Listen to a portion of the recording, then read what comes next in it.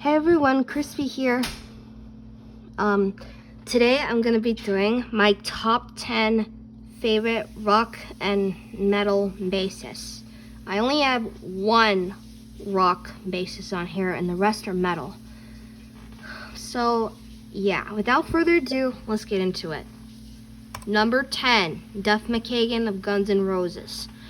I got to see Guns N' Roses live, and I really liked how he opened up the song with this, opened up the concert with the song, It's So Easy. It's So Easy is one of my favorite Guns N' Roses songs, and I really like his bass track on it. The rest of his bass tracks are amazing. And I liked how he opened up It's So Easy with the plucking of his bass, and you know what's coming. You know Guns N' Roses is gonna knock the universe apart. You knock the universe apart with rock. So that's what he did. He pretty much almost blew up the universe, and that was great. I really liked him on all the other songs too, like Sweet Child of Mine and Welcome to the Jungle and Paradise City, November Rain, Knocking on Heaven's Door, My Michelle, Out to Get Me, Mr. Brownstone, all that. But Appetite for Destruction, my goodness, Duff was a beast on Appetite for Destruction. And I also got to hear his voice on a radio show, like Ozzy's Boneyard. I got to hear him and his wife talk, and they chose their favorite songs on there and what influenced him, and that was great. No other rock bassist could play like Duff, in my opinion. No other bassist can play just like Duff. Number 9, Geezer Butler from Black Sabbath. Geezer is an influential bassist. He and the rest of the members of Black Sabbath, they inspired a lot of bands to get up and play. And I really like his bass tracks too, but especially on the albums Paranoid and Master of Reality.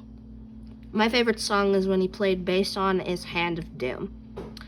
My favorite song, that's the one right there, Hand of Doom. And gets me chills whenever I hear that bass play. It sends shivers right up my spine, and Geezer did a great job on helping his bandmates write all that.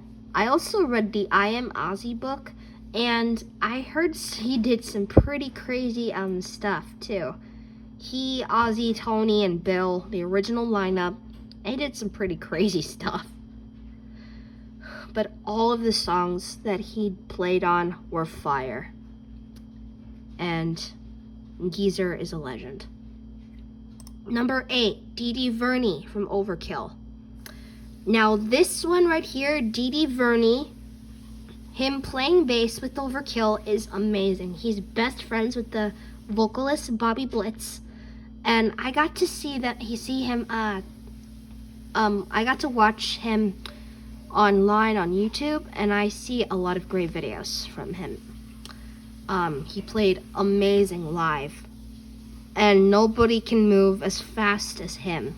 He's a pretty fast bass player, and I don't really think if I play bass, I play bass, and I don't really know if I'm gonna be able to move fast like him. The fastest I've ever heard him play was on Elimination. That's probably the fastest he's ever played. But I really like how incredible he was into writing all the songs with his band members. So yeah, major props to Dee Dee. Number 7, Lemmy Kilmister from Motorhead. So sad when Lemmy died. And he died in 2014. But on a small note, Lemmy wrote a lot of great songs. He's not just a bass player, he's also the vocalist. Him playing and singing at the same time is just wow. It's just wow. His voice always sends shivers down my spine. I really liked his playing the best on Ace of Spades and in the game, Triple H's theme song. And I really liked the detail. I really liked sometimes I really liked it when he's wearing his cowboy hat and his glasses sometimes in interviews. But I really liked it the best when he's wearing his cowboy hat. And he's pretty good, not bad for a British bassist. He's just as good as Steve Harris and Geezer Butler. There's nothing else to say.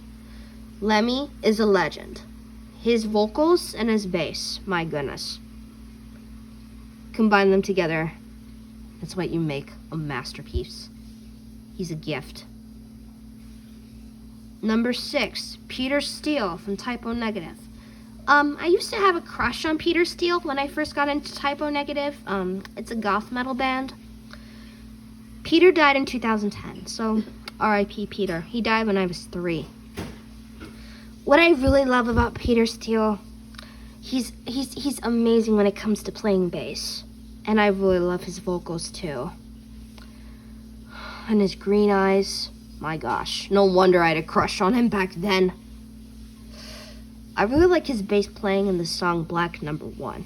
It always sends shivers right up my spine. I listen to Black Number 1 every October when Halloween is around the corner. Because why not? He's a Halloween boy, I can tell. Peter, my gosh, Peter, he's great at playing bass like that. Rest in peace, you absolute legend. I hope to meet you up there. Number 5, Steve Harris from British band Iron Maiden. Now, Steve here, he is a genius at playing bass. He is a genius. He moves so fast. He plays the fastest on the songs Run to the Hills. Run to the Hills, in my opinion, is the fastest he's ever played on. And the Trooper, too. He's played pretty fast on Run to the Hills and the Trooper. Man, he makes things so complicated. Not in a bad way, in a good way. Steve is a genius. He's great. And I think he's one of the people who came up with the mascot Eddie the Head. He is a genius for the band. If he was the one, I think he was the one who started up Iron Maiden. Yes, he did. And he was right to start up Iron Maiden. Because without his amazing bass playing, I don't like Iron Maiden if it doesn't have Steve Harris. I will not like Iron Maiden if it doesn't have Steve Harris. But Steve is great. He's perfection. No doubt about that. Number 4, Frank Bello from Anthrax. Now, Frank here, he's pretty underrated from a lot of fans. A lot of people hate Anthrax nowadays, and I don't like that. But I do love Anthrax. And Frank's bass, my gosh. He plays so darn hard on all those albums, especially Among the Living and Spreading the Disease. Among the Living, in my opinion, is the greatest he's ever played on. He played the greatest on Caught in a Mosh, especially, because whenever he plays bass, it always seems to send shivers right up your spine. And he played the best on Got the Time, too. So Frank is one of the greatest bassists yet. I had to put him on number 4 because I don't really know what the rest of you guys are actually going to say. If y'all are Anthrax haters, fine.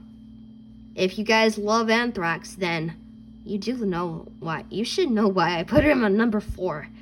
I mean, he's pretty talented and everything, but I'll give him some credit. I'll give him all the credit that he needs. Number 3, Tom Araya from Slayer. They performed live in Hershey Park a few days ago, and I didn't get to go, so that sucked. I never got to see them live. But on a small note, he plays pretty good. He plays pretty good on bass, especially on the song Seasons in the Abyss and Black Magic. Those are my favorites that Tom has ever played on. But his vocals, my gosh. Who can play bass and sing at the same time? I'm pretty sure he can do that. He's a genius. He's a genius. I can tell you that. And Tom is pretty great when it comes to playing so fast like that. Yeah. Tom is freaking unbelievable. Nobody could play like him. play and sing at the same time, dude, you got me. You got me at the end of my seat right now. Now I want to try that. So he inspired me to play bass and sing at the same time. So yeah, maybe that could be my next expectation. That's what I'm gonna try to do next. Number 2, Dave Ellefson from Megadeth. Now Dave Ellefson here, he's a genius as well as all the other bassists. I'm still happy. I'm so happy he's still alive to this very day. But sadly, he got kicked out a few years back, and I was really angry at Dave Mustaine. I was angry at him for a month for kicking him out and replacing him with another bassist. But I do not like the new bassist at all. But Dave Ellefson, he played the best on most Megadeth albums. I really liked him the best when he played on Rest in Peace. And I liked him the best when he also played on Peace Sells and So Far So Good So What and Countdown to Extinction. Those are my top 4 albums that I like to hear Dave Ellefson play on. He is a legend. He's a legend, without a doubt. I don't care what Dave Mustaine says about him. He's still a legend through and through. And last but certainly not least, my number 1 favorite bassist of all time. It is Cliff Burton from Metallica. He died tragically in 1986 because of a bus accident. On September 27th, 1986. And it's so sad when he passed. If he was still alive, he would do And Justice for All and the Black Album a lot better than Jason Newsted. And there probably wouldn't be Jason Newsted or Robert Trujillo if Cliff's still alive. And I really liked him for that. I really liked him for, he did a lot of great bass playing on the albums Kill 'Em All, Ride the Lightning, and Master of Puppets. The best that I've ever heard him play was on the song Orion on Master of Puppets. It's so sad that they rarely play Orion live with Cliff Burton. Cliff is a genius. He's the GOAT. He taught James Hetfield about harmony. And when his brother Scott died, he said, I will be the best bassist for my brother. And that's what he did. Hopefully he's doing all right in heaven with his brother right now and his family. And his father, Ray Burton. And best off, there's a Cliff Burton Memorial Museum.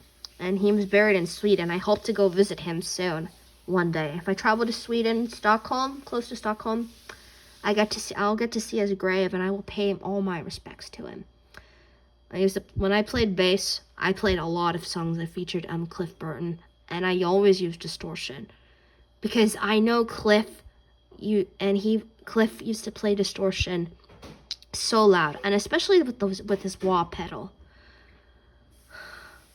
Man, he played a lot of great songs, and his headbangs, my gosh, nobody can headbang like Cliff.